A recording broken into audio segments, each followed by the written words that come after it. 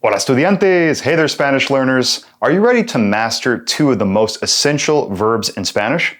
Estar and ser. These verbs both mean to be, but they're used in very different contexts. Today, we'll dive into their meanings, uses, conjugations, and how they compare with English. Plus, I'll give you plenty of example sentences to help you understand them much better.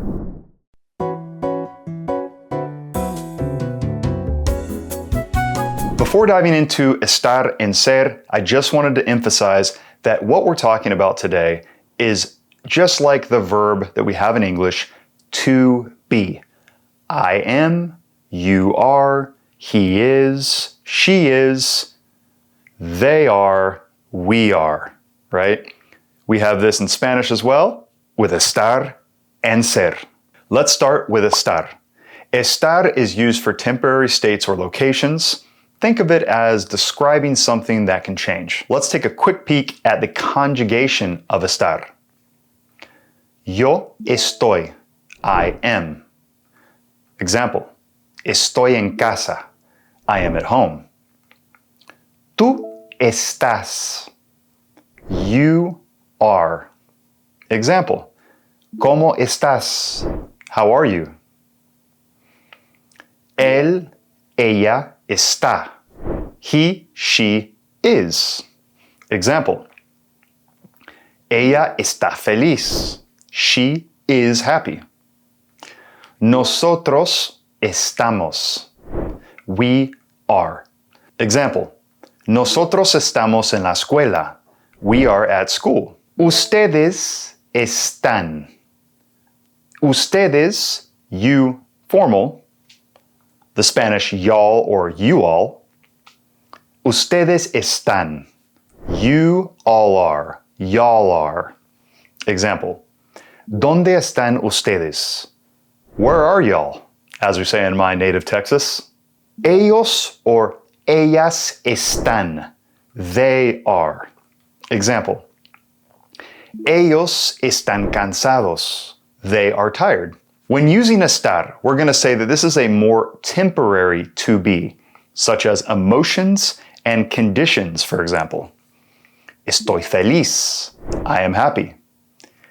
Está triste. He or she is sad. Estamos nerviosos. We are nervous. Estás enfermo. You are sick. Está emocionado. He is excited. Now let's look at ser. Ser is used for permanent or lasting attributes. It describes identity, characteristics, and origin. Here's the conjugation of the verb ser. Yo soy. I am. Example. Soy estudiante. I am a student. Or, in this case, soy un profesor. I am a teacher. Tú eres. You are. Example. Tú eres inteligente. You are intelligent. Él, ella, es. He or she is. Example. Él es mi amigo. He is my friend. Nosotros or nosotras, if I was a woman with all females, somos. We are. Example. Nosotros somos médicos. We are doctors. Ustedes son. You all are, y'all are. For example, ustedes son amables. You all are kind. You're nice. Y'all are nice. Ellos or ellas son. They are. Example, ellas son maestras. They are teachers. One of the main categories of ser is going to be personal characteristics and identity.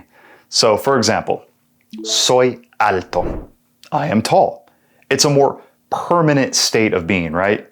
I wouldn't say estoy alto because that doesn't really make sense. That would mean that's more temporary. I would say soy alto. I am tall. Él o ella es amable. He or she is kind. This is a characteristic about who they are, the type of person that they are. Somos responsables. We are responsible. Usually, if you're a responsible person, that's not going to change, right? Tú eres responsable, yo soy responsable, nosotros somos responsables. Eres creativo, you are creative. Él es profesor, he is a teacher or a professor. Now, let's compare this with English, okay? In English, we use to be for both temporary and permanent states, which can be confusing for Spanish learners, right? So in English, we have it pretty easy when it comes to this verb to be. It's pretty straightforward and pretty simple. However, in Spanish, we have to learn to differentiate between estar and ser, depending on the context, depending what it is that we or another Spanish speaker is trying to convey. In Spanish, estar is for temporary states, locations, and conditions, while ser is for permanent attributes, identity, and origin. Oh no, I almost forgot again.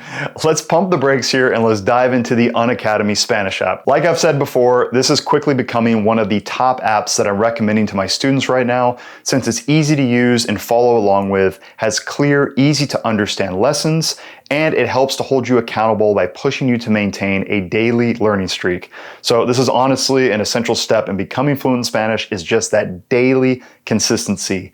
Day in and day out, you get a little bit better every time. Okay guys, so without further ado, let's dive into today's Unacademy Spanish app lesson. Today we're going to be looking at your background. Vamos a empezar. Let's begin. Let's explore various professions and how to talk about them. Profesor. Profesor. Profesor translates to professor or teacher in English, typically referring to a high school or a college teacher. Yo soy profesor. Doctor. Doctor. Profesor. Profesor. Did you know? Some job titles, such as doctor and actor, are spelled the same in Spanish and English, though their pronunciations differ. Yo soy doctor. Yo soy doctor. Yo soy actor. Doctor is used for men and doctora for women, indicating that the job titles in Spanish change based on gender. Okay. Doctora. Arquitecto. Arquitecto. Arquitecta. Arquitecta. No soy arquitecto. Hombre. Hombre. Profesora. Profesora. Doctor. Doctor. Did you know? Maestro means teacher or master in English and is used for elementary teachers or arts and crafts experts in Spanish. In contrast, profesor refers to high school or college educators. Okay. Mujer. Oopsie. Doctora. Oopsie. Doctora. Doctora. Profesor. Profesor. Mujer. Mujer. Yo soy Yo soy. doctor. Yo soy doctor. All right, guys. Great job. Make sure to download the Unacademy Spanish app today and get your Spanish streak going. Okay, back to estar versus ser. Let's practice a little bit together. I'll ask you how to say certain sentences in Spanish, and you can try to translate them. You ready? Vamos a empezar. Let's begin. How do you say it's Monday in Spanish? ¿Cómo se dice it's Monday in Spanish? Es lunes. How do you say I'm at the park in Spanish? ¿Cómo se dice I am at the park in Spanish? Estoy en el parque. How do you say, ¿cómo se dice, we are tired after work in Spanish? Give it a shot. Estamos cansados después del trabajo. Okay? Estamos cansados. How do you say, ¿cómo se dice, you are from Mexico in Spanish?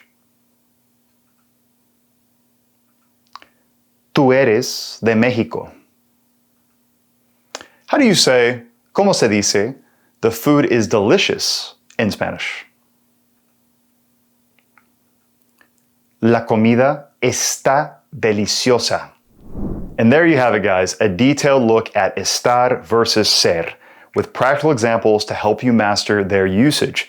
Make sure to repeat this video, guys, if you need to go back, go through these main essential fundamental points of the difference between when to use estar, when to use ser. I promise you guys, this is essential information that's going to help you to build a really solid, robust foundation in Spanish. If you've made it this far, guys, what are you waiting for? Make sure to subscribe and turn on that notification bell so you don't miss any of our Spanish educational videos that we churn out for you guys every single week. Hasta la próxima lección. Adiós.